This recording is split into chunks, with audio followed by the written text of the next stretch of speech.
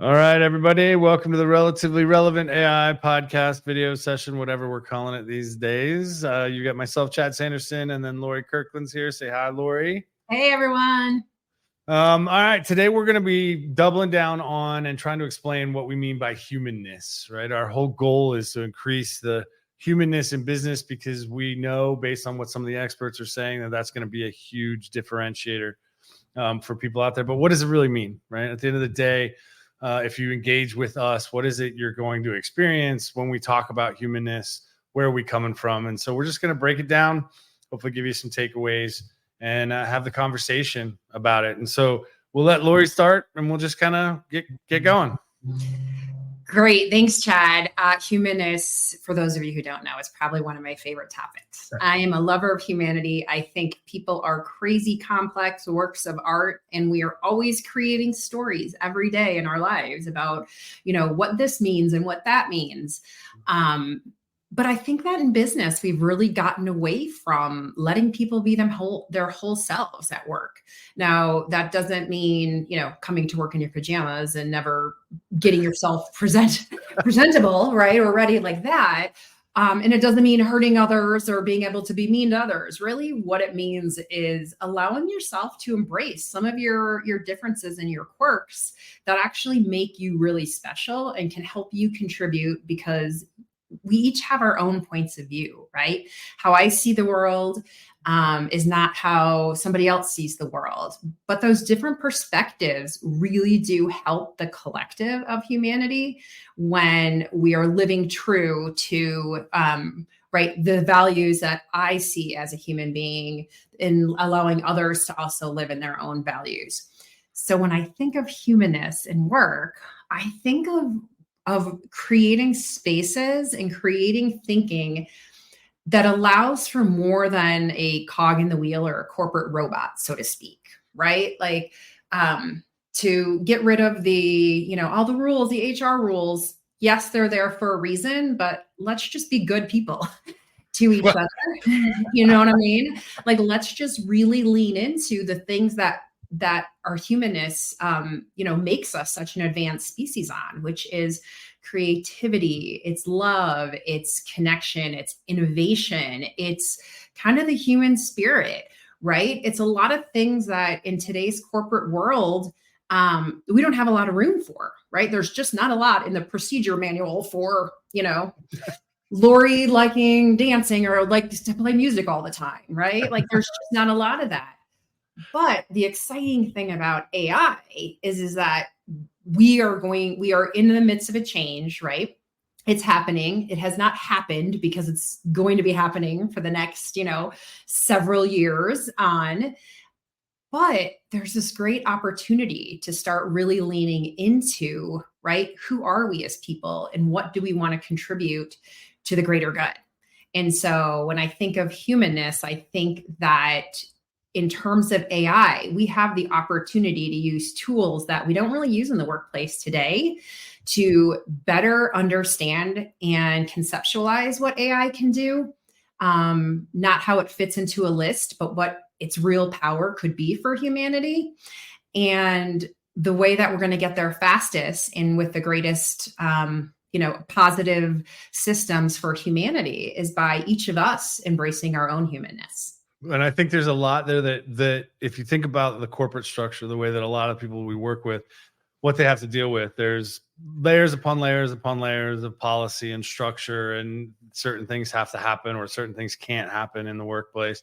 And as a result, I think and part of this is maybe even societal, there's just a general level of anxiety around just having an honest conversation with someone and giving somebody the benefit of the doubt, right? Like we're smart enough to know when somebody's not being cool and when they're really, being aggressive versus them truly not understanding, but maybe not being able to express that in the right way. And so I think from that humanity perspective is, I think, starting at the base point. And this is a reason why, if you look at some of our branding and our go-to-market, we start with the DNA strand. We start at the basest level of what does it mean to be human. And there's certain things that I think we all need to agree upon, which is look, everybody deserves to be heard. Everybody deserves respect.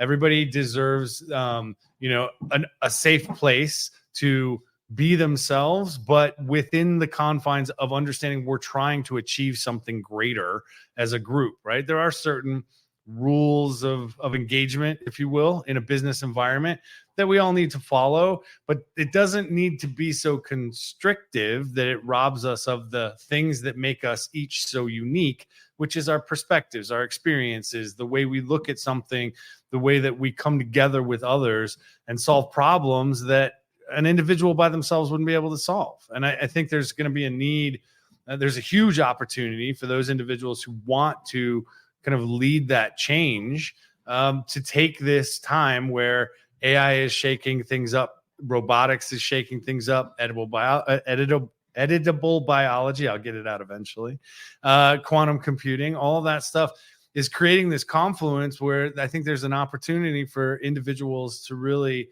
understand that the power of what we as a species bring to this equation is either going to make or break us. Yeah, I love that, right? It's humanity who's going to save humanity, right? In the world of divide right now. I don't want to make it too big for people. I'm just saying, like, if we look through history, it's always been, right, the people who have really implemented change. And with technology, in the corporate workplace, right? Like, this is just an opportunity. We either continue on as is and go forward, and we live with all of the rules and decisions and policies that were put in place with good intentions. I always assume that, right? But I can share with you in my last position that I remember going and digging deep and saying, where did this policy come from? Or why are we doing this step? And nobody had the answer. Let's say post-dating 12 years ago, something was implemented. And what was more interesting is that people were afraid to let go of that policy that wasn't serving us any longer and wasn't, like, it wasn't serving a purpose anymore. And it was actually causing more inefficiencies. So to me, the human skills, like understanding that you do have freedom of emotions or freedom of choice, really, it's more about that empowering yourself to be honest and look at and say, hey, here's a situation in front of me. Is this actually serving us any longer? No. Okay, then you know what? I'm going to make the choice to let it go. Now, how much work that is to let go may also influence your decision. But hey, we got a crazy, quantum machinery in here, right? Our brain is insane that we can make those decisions fairly quickly. But it's going to be our human skills of saying, okay, what am I going to replace it with that comes back to each individual human, right? Like, if you're going to release something, there's going to be space for something else. And that's where we as leaders have the power in the corporate world to say, you know what, let's actually work on a problem that's bigger than just automating a chain of emails.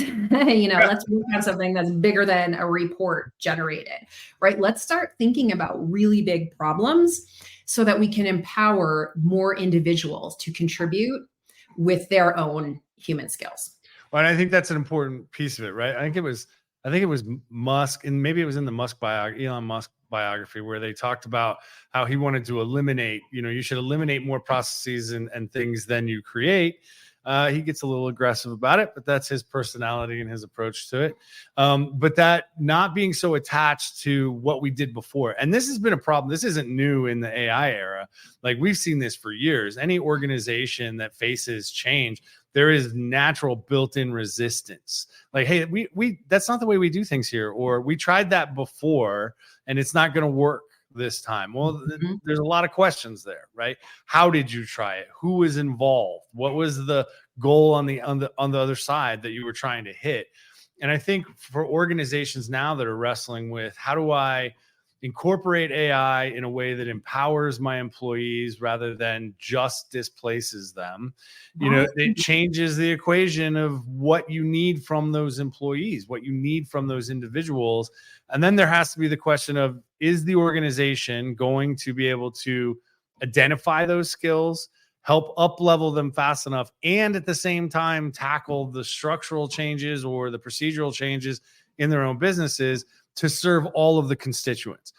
I don't think that that's a realistic ask, quite frankly. I think it was a Simon Sinek video I saw where he talked about it being on the shoulders of the corporations to teach individuals coming into the workplace things they hadn't learned in their straight education. It's an older video, a couple years old, but I think it's still applicable today.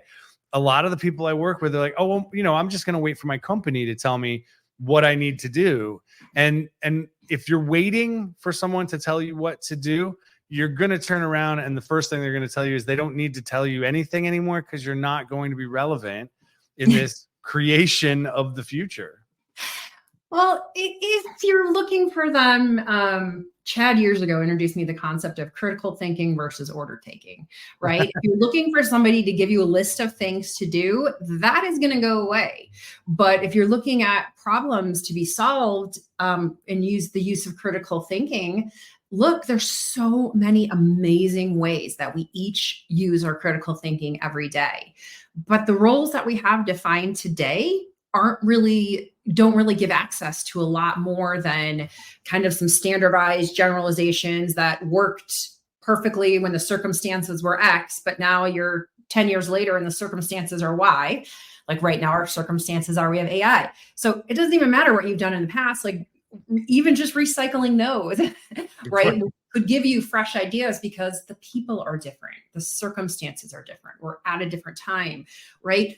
Nowhere in our history have we ever been post-pandemic before, right? Where the whole world had a reset of, hey, we all kind of reset our lives and then got back to work and we're all like, it's not really working anymore. So it gives us great opportunity. And if you describe the process as you did of all the things to think about, it can become really heavy for us as leaders to be like, man, you know what, that's so much. I can't even go there.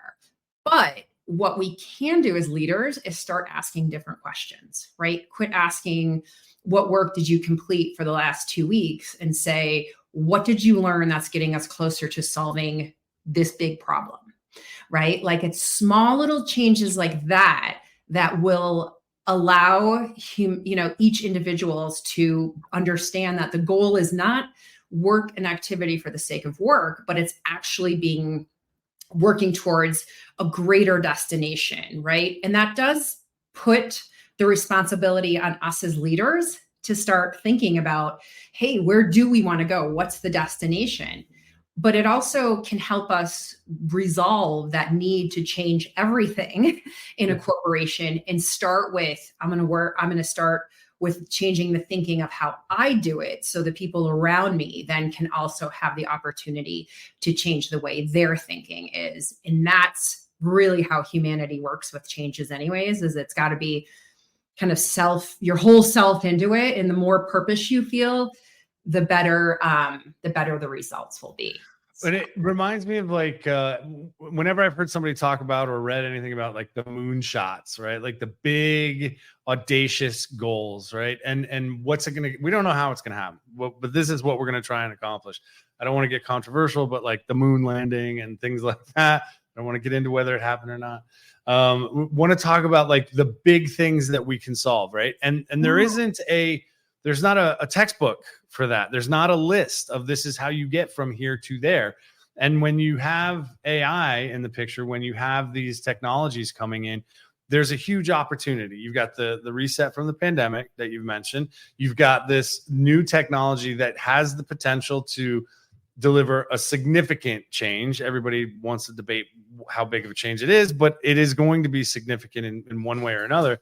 And at the end of the day, then the question becomes, where do you start? And the only place I can figure out to start that makes the most sense is with myself. It's with my mindset. And there's a concept that we teach a lot called, positive intent. In every engagement you're about to have, engage in it with positive intent. Clear your head of whatever the assumptions or things that you've thought before are, and just go into it and say, hey, I'm looking for a positive outcome. I'm going to go into this engagement with the positive mindset that I'm going to help this individual or help us move in a direction, hopefully that will help get us both to where we want to be. That in and of itself has a huge impact. It changes your energy. It changes the way you communicate. It changes the respect and response you get from other human beings and other individuals. It just is a simple mindset shift as a starting point. So to Lori's point, I have a tendency to think about the totality of it, make it really heavy. And it is for me at times heavy, but if you need a starting point, just start with that mindset and start thinking about, all right, I'm going to go positive intent to up level the human skills, my humanity in this situation to achieve an outcome that is positive for all involved without predefining what that is. Oh, that's really good, right? It's not, I have a solution and I want to convince everybody to get to that solution, which happens in the corporate workplace all the time. We can all think of horror stories about that where immediately an idea was out and you're like, yeah, that's not going to work. But a leader wanted to take down the path and 18 months later, it didn't work.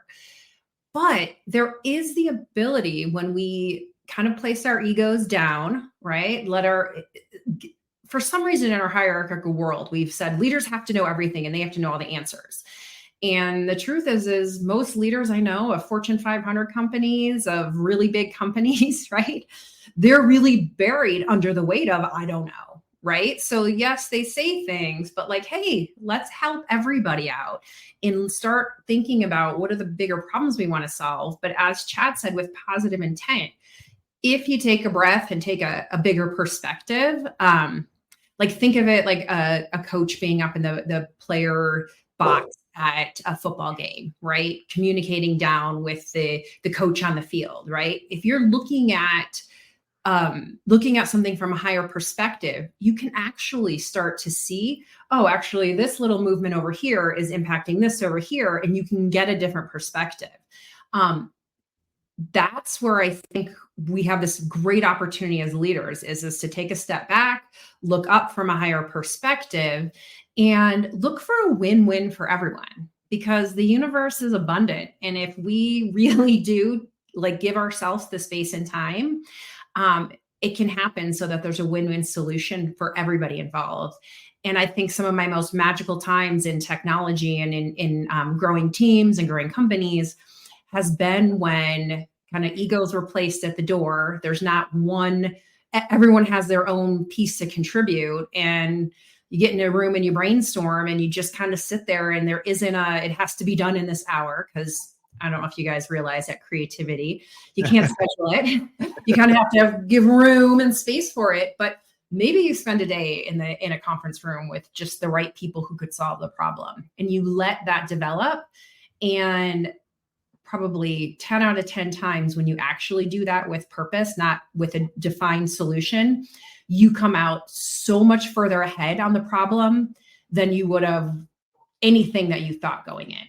Well, and to have the right to be a part of that conversation, to earn the right to be included in that type of free form. I mean, it's constrained by time, 2-3 hours, whatever, 30 minutes in a conference room. There are constraints, but in the free formness of that, to be able to show up in a way that's positive for the group is a different human skill set than waiting around for someone to say, hey, you need to do X more of these activities, Y more of these activities, and this, that, or the other thing, and giving you kind of the recipe, right? This is a scenario where you have to be able to demonstrate that you have or are on the path to up-leveling your creative thinking, that you can be also analytical and understand that some of these solutions may not actually work just given constraints, or these are the constraints we would have to remove in order for that to work. You have to also be able to flow and get into that state of flow with a group of diverse people, which is back to your emotional intelligence. And then understanding how all of that is affected by, where you're at in your body and what's going on, in your own headspace at the time. There's a lot of awesome opportunity, but to be invited to the party, so to speak, you have to at least be demonstrating that you can work in that type of environment. And this goes back to, for me, why, hey, it's great that everybody's learning how to write prompts and you can do all of this stuff in the GPT models and stuff.